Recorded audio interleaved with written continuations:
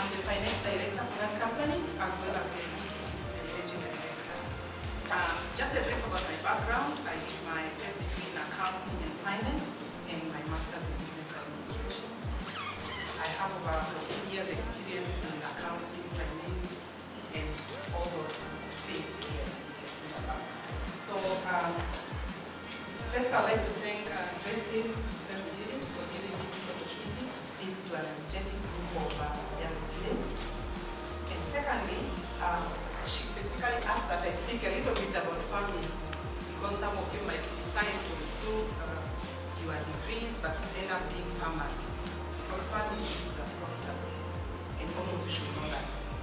So I will encourage you, apart from just thinking about a career, let's say a professional career, farming is also a career you can think about.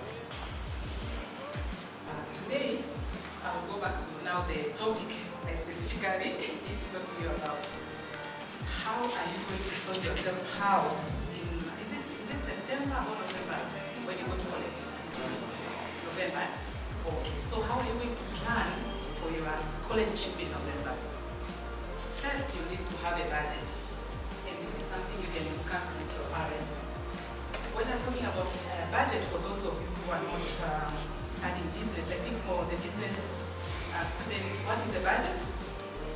You can even tell me in Swahili. Business students, are there any business students? No?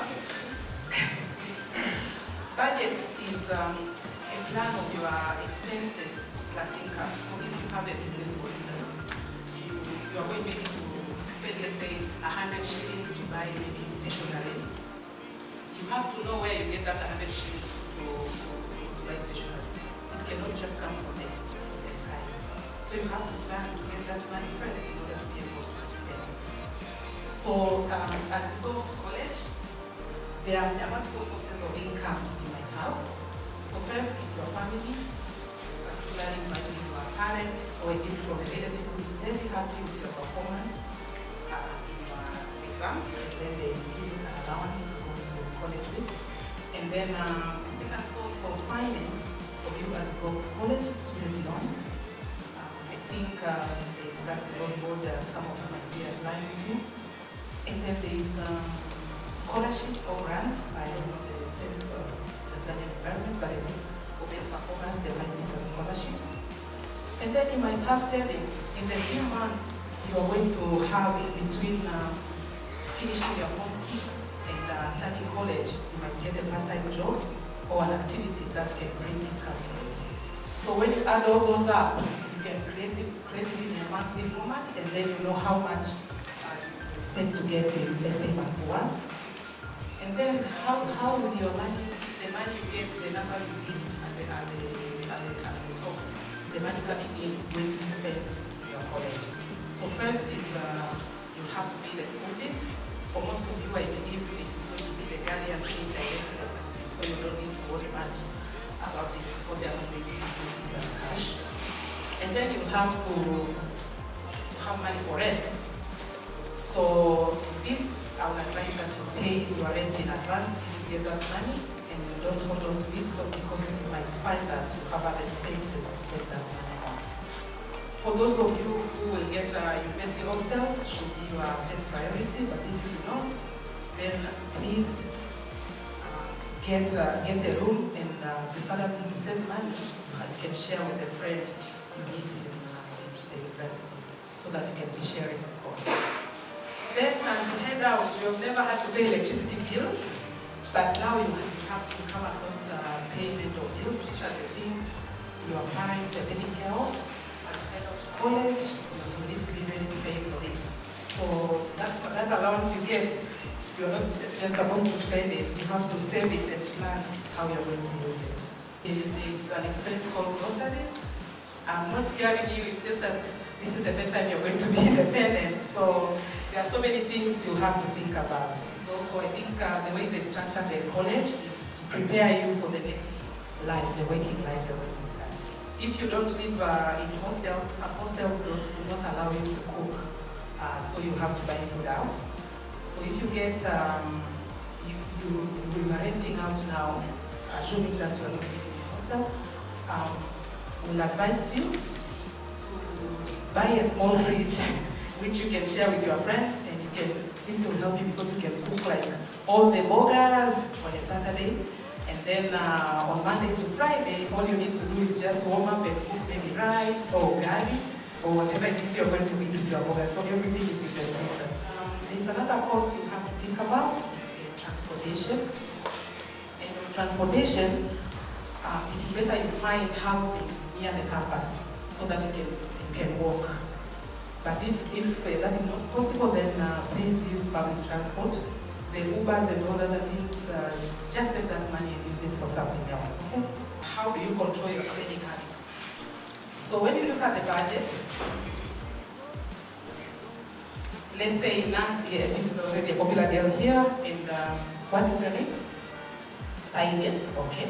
Nancy and Said meet in the same university and they become friends. So Nancy, when Nancy did the budget with her parents, her monthly spending is about 500,000 shillings. And Said spending, when they did the budget with her parents, his parents, his budget is about 300,000 and they become friends. So Said, you should never copy the spending habit of Nancy because you differ in your background and how much you have available for spending. So what you need to do is please focus on your goals, like as many of the speakers have spoken before me. Do not, let me put it this way, usifuate mkombo kwenye spending habits.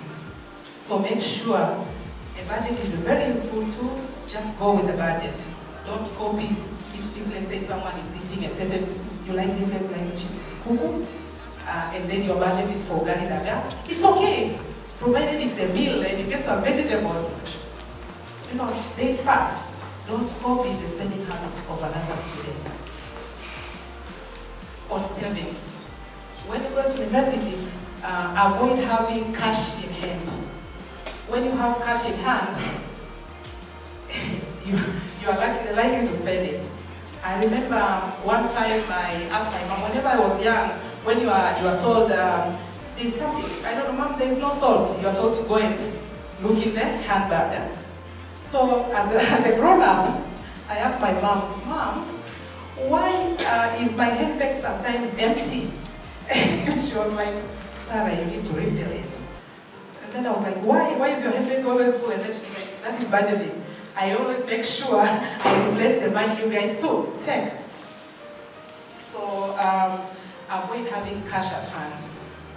When you go to college, the first thing you should do is open two accounts. One is called a savings account, and another is just a normal student account.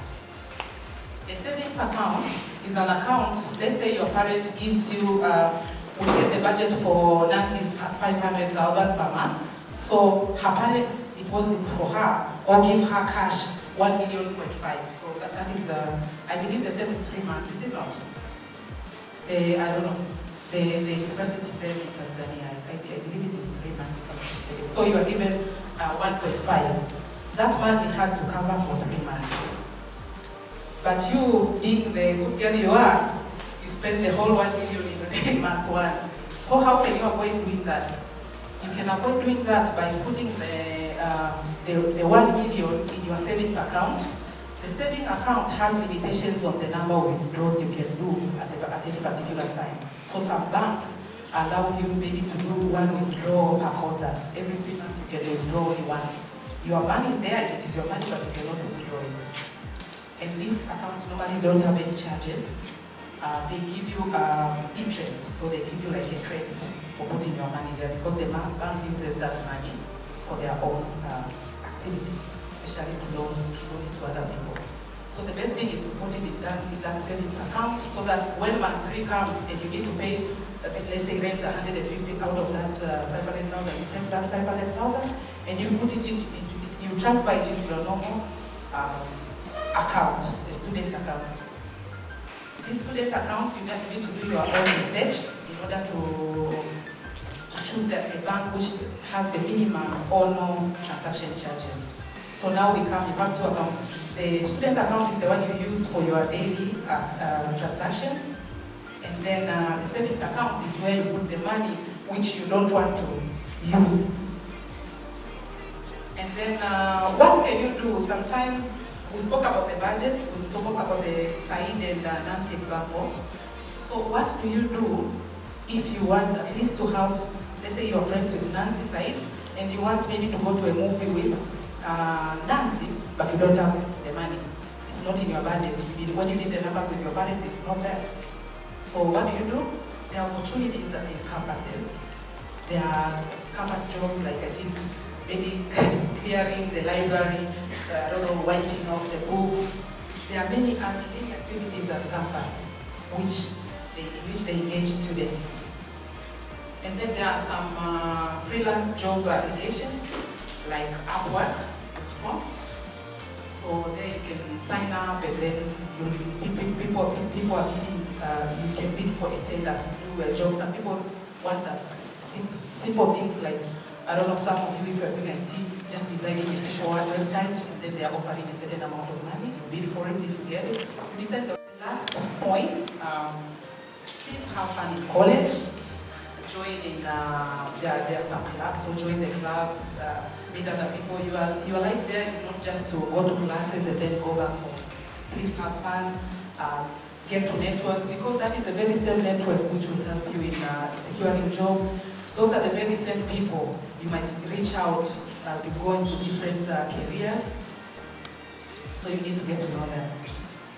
And also on budget saving on this, participate in free events on campus. So normally there are quite a few, I don't know, maybe a movie showing which is free of charge. You can participate in those activities which will save you money for entertainment budget.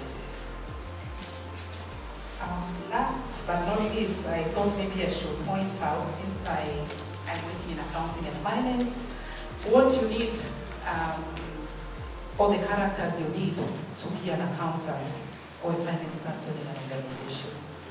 So the study is just normal. The accounting programs are not very difficult, but what you need to be employable is trustworthiness. So you need to be trusted. Someone needs to believe that if I leave my money with this person, they'll turn up in the morning and I'll find my cash balances. And then you need to be comfortable with mathematics.